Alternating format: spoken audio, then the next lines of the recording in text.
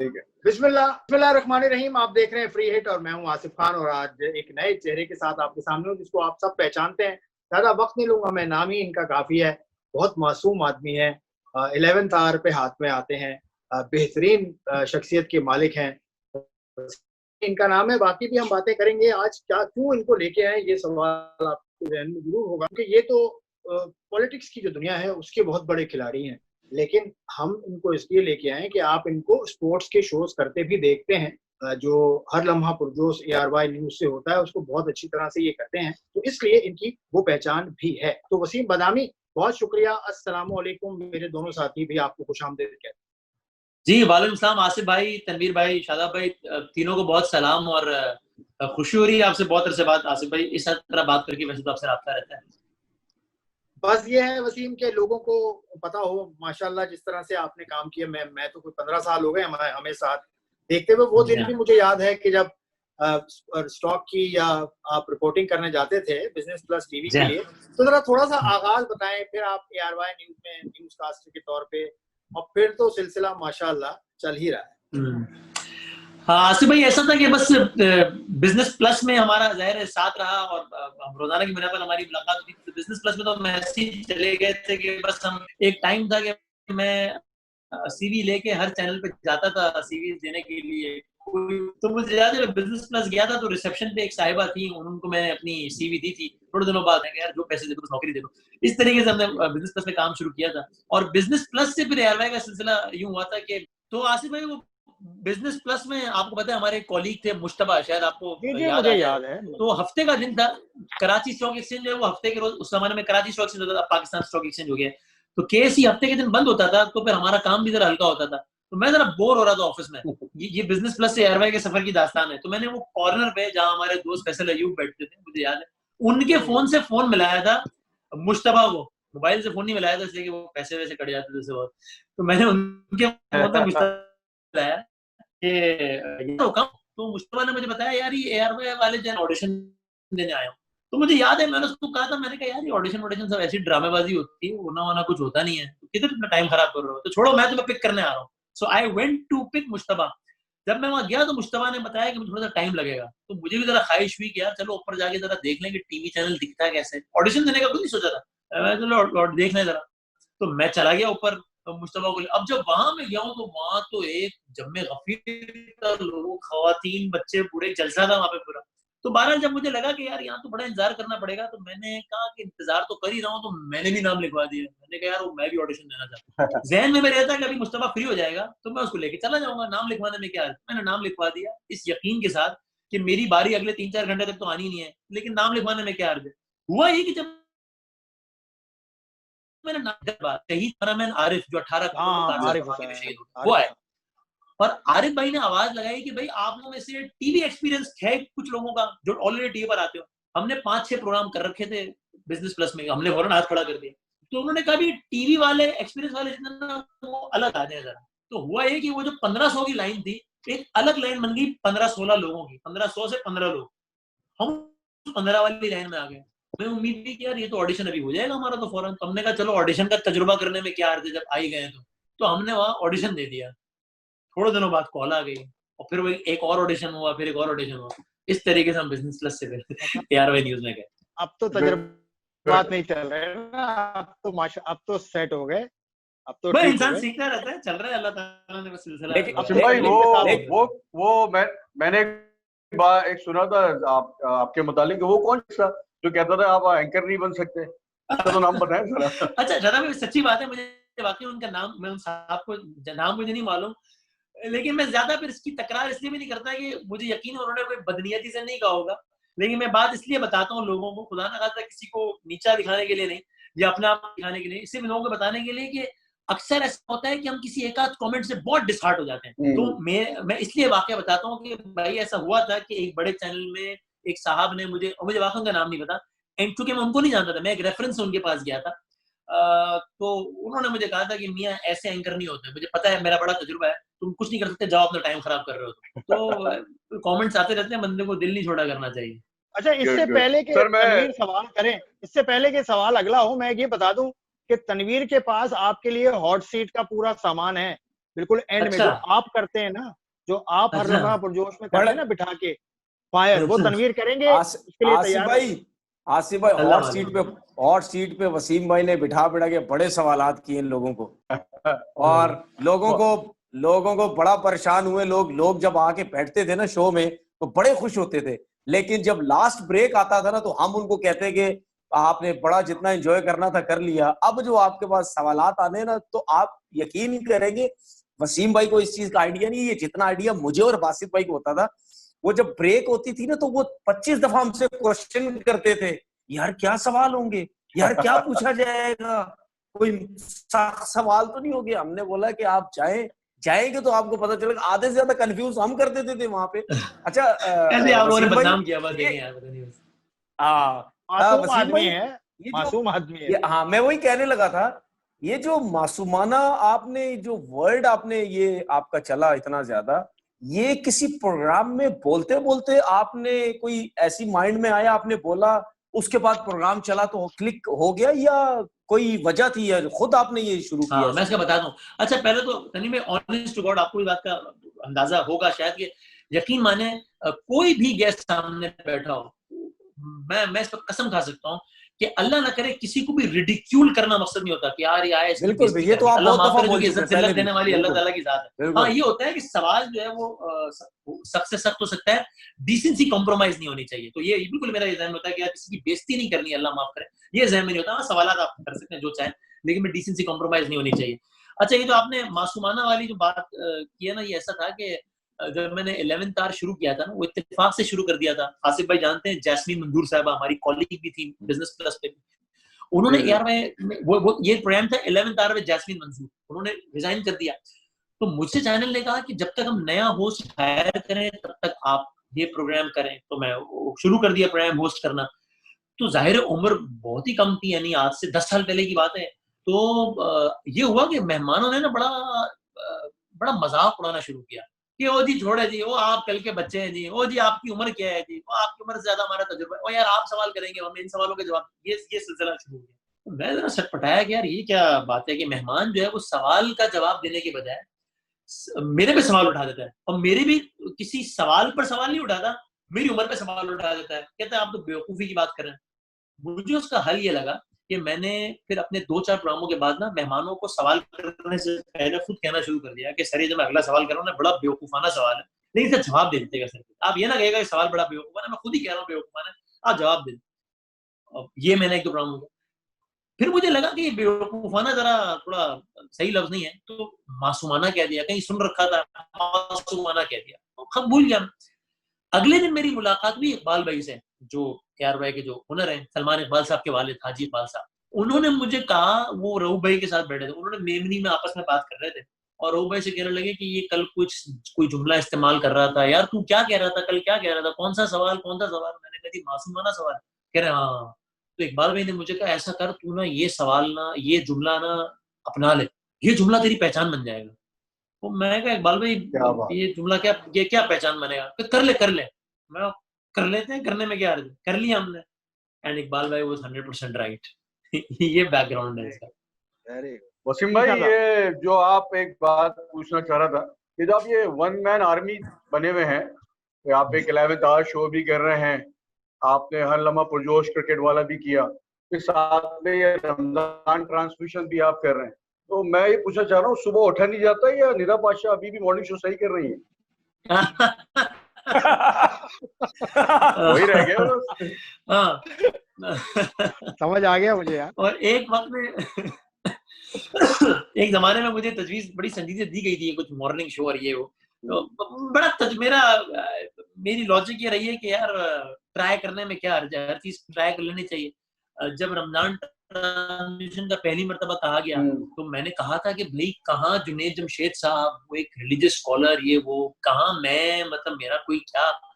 तो मुझे कहा कि असल एंकर तो जुनेद साहब होंगे, हमें उनके साथ एक सपोर्ट के लिए बंदा चाहिए, आप कर लें। मैंने कहा चलो करने में क्या हर्ज है, नहीं अच्छा होगा तो नहीं करेंगे, आइंदा से खत्म हो जाएगी बात।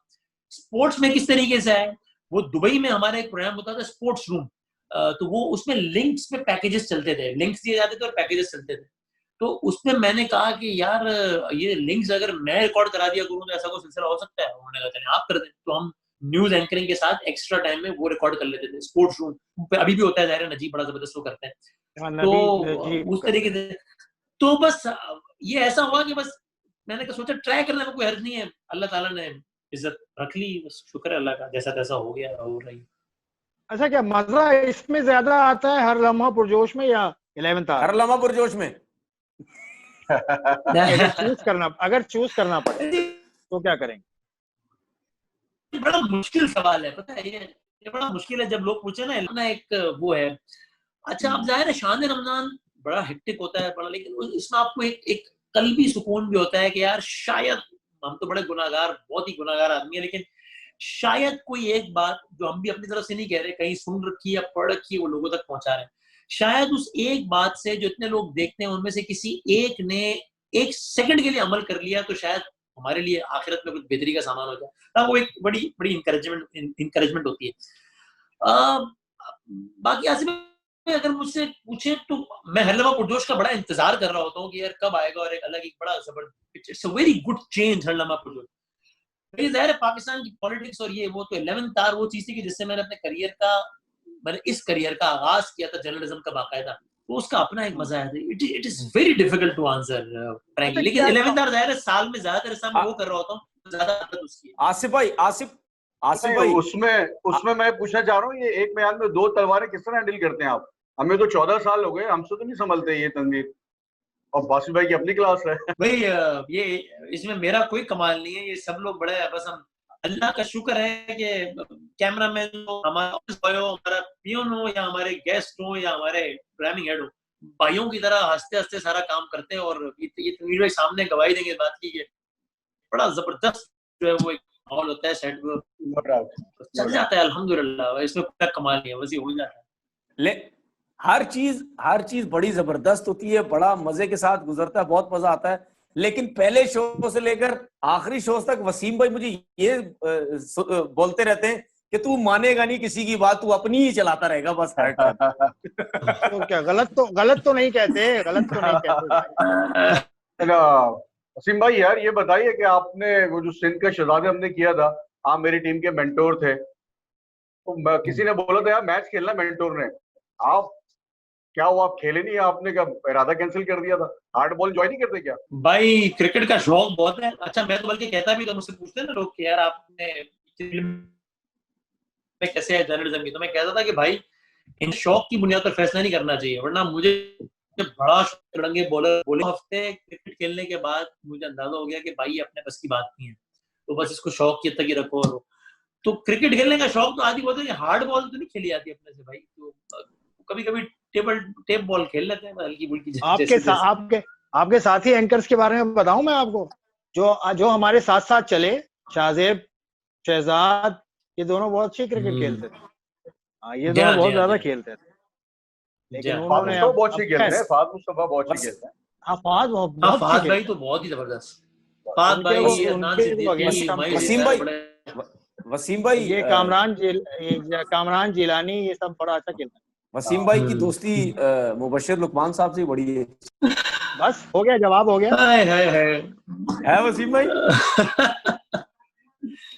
भाई मेरे बड़े हैं, और ये जो मैंने बात की थी कि मेरा मकसद अल्लाह ना करे किसी को बेइज्जत करना है, रिडिक्यूल करना नहीं होता, ये बात यकीन करे कि उन पर भी मैं बिल्कुल सादिक आती है कि मैंने कभी ये नहीं सोचा। अभी मुझे पता चला कि हाल ही में उन्होंने बड़े कुछ सख्त कमेंट्स भी पास किए हैं। खुश है, अल्लाह ताला खुश रखे, और अगर मुझ में वाकई वो खामियां हैं, हम कोई भी इंसान खामियों से पाक तो नहीं, तो अल्लाह ताला हम सबकी इस्लाह करें इंशाल्लाह। चले जनाब, आगे बढ़े। मैं अपनी इस्लाह करने की कोशिश करूंगा। चले, बहुत अच्छी बात है वसीम भाई से। आसिफ भाई, अब सवालात का सिलसिला भी होना चाहिए, अभी सवाल करना है कोई आपने? नहीं, आप करें, वसीम बैठे हैं। भाई सवालात का सिलसिला जारी है अब आपके साथ, अब सवालात करूंगा मैं। ये जो सेगमेंट वसीम, ये आपका सेगमेंट है जो हर लम्हा पुरजोश में आ रहे हैं, तो you are in the hot seat, और आपकी जगह ली है तनवीर अहमद ने, तो आप चलें, मजे करें। वसीम भाई, आपसे पहला क्वेश्चन ये है कि 3 प्लेयर्स के नाम बताऊंगा, मुझे बताएं कि इन सब में सबसे ज्यादा मुश्किल जो इंटरव्यू है वो किसका होगा और क्यों होगा। पहला नाम जो है शाहिद अफरीदी, दूसरा नाम है शोएब अख्तर, तीसरा नाम है बासित अली। अच्छा, सबसे ज्यादा मुश्किल इंटरव्यू किसका होगा? मेरा क्यों होगा, रीजन भी? हाँ, बासित भाई का होगा, क्योंकि बासित भाई जो है ना बड़े एक्सप्रेशन लेस आदमी है, बहुत स्ट्रेट फेस के साथ बात करने वाला आदमी है, तो कोई तासुर उनके चेहरे पे लाना बड़ा मुश्किल होता है, तो शायद इसलिए बासित अली मेरा ख्याल है। बिल्कुल, ये तो आप हर लम्हा पुरजोश में कितनी दफा बोल चुके हैं कि बासित भाई थोड़ा मेरी रोज की कहानी थी अल्लामा पुरजोश में। जी हाँ। रोज की कहानी थी। अच्छा, दूसरा क्वेश्चन ये है कि अगर आपके हाथ में हो कि पीएसएल का फाइनल किस टीम को जितवाना है, तो कौन सी टीम जीतेगी? कराची, लाहौर, पेशावर या मुल्तान? मेरे हाथ में हो तो मेरी तो बड़ी ख्वाहिश है कि कराची किंग्स जीते, तो विदाउट एनी डाउट कराची। इस दफा तो वैसे चांसेस हैं, लग रहे। हाँ, अल्लाह करे। मैं शोएब अख्तर का भी एक इंटरव्यू देख रहा था, उसमें भी वो कह रहे थे कि उनको कराची किंग्स के इम्कानात ज्यादा लग रहे हैं, फिर खैर फाइनल हो नहीं पाया, अल्लाह करे इंशाल्लाह।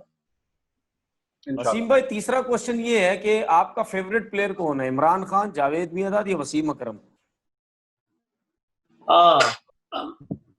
वसीम अकरम इसलिए कि मैंने इमरान खान साहब के बारे में ऐसे क्रिकेटर ज्यादा सुना ज्यादा है, देखा बहुत कम है, तो इसलिए मैं कहूंगा वसीम अकरम। ये वैसे वसीम अकरम जवाब कहलाएगा आपका? ये बड़ा ऑनेस्ट जवाब कहलाएगा। अच्छा आसिफ भाई, एक क्वेश्चन मैं इनसे ये करना चाहता हूँ, वसीम भाई भी सोचेंगे ये वो शायद हंसे भी जब उनको पता चलेगा। वसीम भाई, आपको याद है कि एक गेस्ट आए थे हमारे शो में, उनसे आपने ये जो आप आवाजें सुनाते थे वो गेस करनी है वॉइस, ये किसकी वॉइस है? तो वो गेस्ट खुद अपनी आवाज नहीं पहचान सके थे, उनका नाम आपको आइडिया आ रहा कौन है?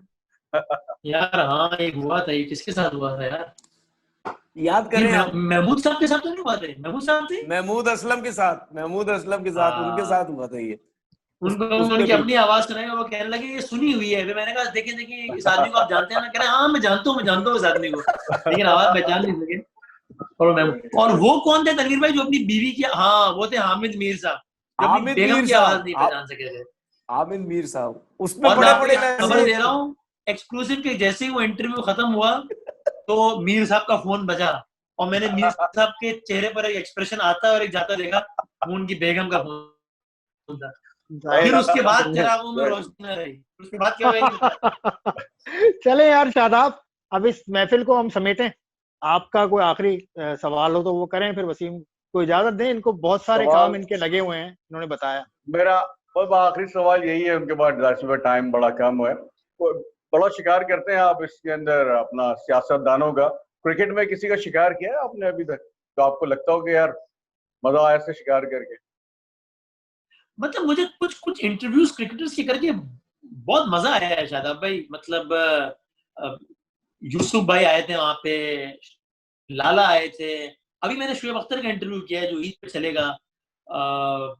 तो ये इंटरव्यूज, मिसबा आए थे, बासित भाई और तनवीर भाई, तो वो तो हमारे मेजबान भी है, मेहमान भी है ना, तो मुझे बड़ा कामरान अकमल आए थे। So it was fun, it was real आए थे, शाहिद अफरीदी आए थे। तो मजा आया, बहुत मजा आया।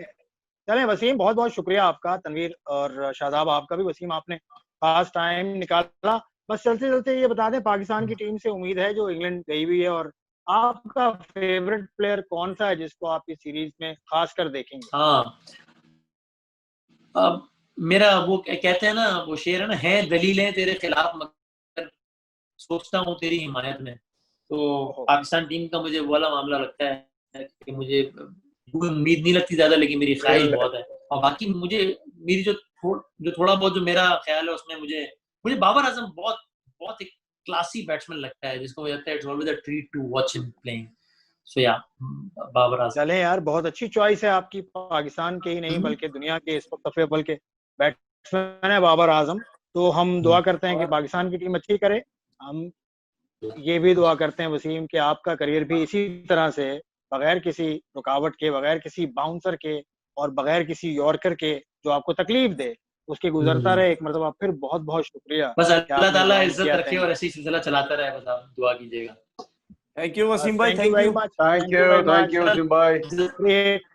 थैंक यू तनवीर भाई, बहुत शुक्रिया। और शादाब भाई थैंक यू वेरी मच, बहुत नवाज। और ईद Thank की you, boss. Thank you. बहुत बहुत ईद की बहुत बहुत हमारे मुबारकबाद देखने आप, वालों ईद की। को बहुत बहुत मुबारक हो मेरी तरफ से। तनवीर आप भी दे जी दें, आप भी बिल्कुल दे दें। वसीम भाई, ईद की बहुत बहुत मुबारकबाद आपको, बहुत ज्यादा।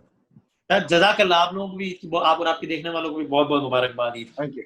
Thank you. बहुत Thank you. शुक्रिया। थैंक यू वसीम भाई, thank you, Allah. Thank you sir, अस्सलाम वालेकुम।